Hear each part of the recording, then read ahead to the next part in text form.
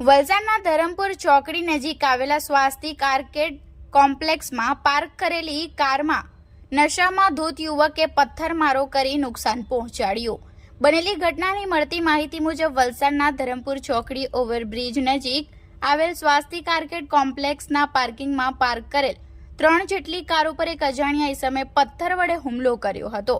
હુમલા દરમિયાન એક હોન્ડા સિટી કારમાં બારીનો તથા પાછળનો કાચ ઈંટ વડે તોડી નાખી નુકસાન પહોંચાડ્યું હતું।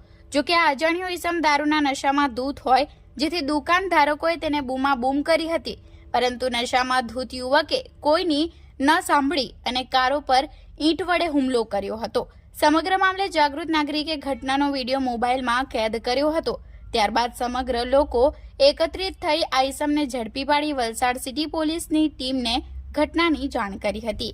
ઘટનાની જાણ થતાં જ વલસાડ સિટી પોલીસની ટીમ તાત્કાલિક ઘટના સ્થળે દોડી આવી હતી અને સમગ્ર મામલાની ઝીણવટભરી તપાસ કરી દુકાન સંચાલકોને ઘટના બાબતે પૂછપરછ કરી નશામાં ધૂત યુવકની અટકાયત કરી તેને પોલીસ મથકે લઈ જઈ વધુ તપાસ હાથ ધરી હતી।